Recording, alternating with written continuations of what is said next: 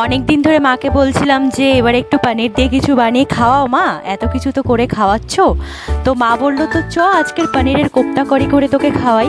তো এখানে দেখো পনির নিয়ে নিয়েছে, কাজু কিশমিশ, আর এখানে একটুখানি আদা কুচানো, আর তার সাথে হচ্ছে তোমার ক্যাপসিকাম দিয়ে ভালো করে ফার্স্টে সামান্য একটু ময়দাও দিয়েছিল। আর এখানে শিলনোড়ায় নিয়ে নিল হচ্ছে বাদাম, চারমগজ, আর হচ্ছে কিশমিশ, কাঁচা লঙ্কা আর আদা খুব সুন্দরভাবে পেস্ট করে নিল মা। দেন তারপরে কড়াইয়ের মধ্যে একটু সাদা তেল দিয়ে দিল, তারপরে সুন্দর করে বল করে রাখা কোপ্তাগুলো একটুখানি লাল লাল করে ফ্রাই করে নেবে, আর খেতেও খুব সুন্দর হয় ফ্রাই করে নিলে। আর এখানে দেখো জিরে, গোটা জিরে, গরম মশলা, জিরের গুঁড়ো, ধনের গুঁড়ো, আর একটুখানি দেখো খুব ভালো করে এগুলোকে একটুখানি ফ্রাই করে নিতে হবে। পেঁয়াজ আদা রসুন দিয়ে তো অনেকেই তোমরা খাও, তো আজকের এই রেসিপিটা পুরোটাই নিরামিষ। তো নিরামিষে বেশ ভালো লাগে এটা খেতে, রাইস, পোলাও বা তোমার পরোটার সাথে খুব ভালো লাগে। এখানে তেলের মধ্যে সমস্ত কিছু ফোড়নগুলো দিয়ে দিল, দিয়ে দেওয়ার পর এখানে জিরের গুঁড়ো আর ধনের গুঁড়ো সেটাও দিয়ে দিল।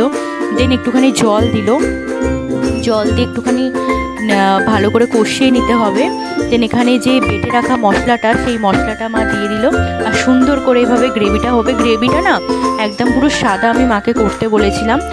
আর এখানে একটুখানি টক দই নিয়ে নিয়েছে, টক দইয়ের মতন কিছু দেয়নি, তোমরা চাইলে একটু সামান্য নুন আর চিনি এখানে দিতে পারো। মা এমনি ভালো করে ফাটিয়ে নিয়ে এটাকে এবারে কড়াইয়ের মধ্যে দিয়ে দিল।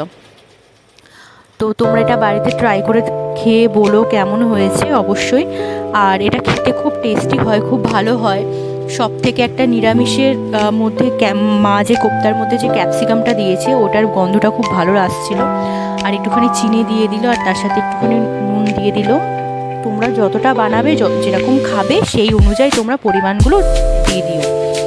আর এখানে বলগুলো দিয়ে দিল ভেজে রাখা। সুন্দর করে এভাবে ভালো করে কষিয়ে নিয়ে দেন এখানে একটুখানি দিয়ে দিতে হবে তোমাদেরকে, সেটা হলো ঘি।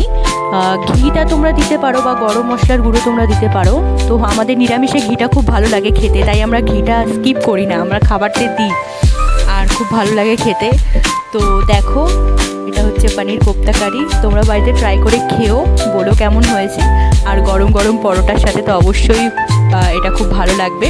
তো আমি তো পরোটার সাথেই খেয়েছি, তো তোমরা এটা চাইলে রাইস, পোলাও দিয়ে খেতে পারো, বা নর্মাল ভাত দিয়েও তোমরা খেতে পারো, খুব ভালো লাগবে খেতে। এটা রুটি বা পরোটার সাথে বেশি আমি রেকমেন্ড করবো তোমাদের খাওয়ার জন্য।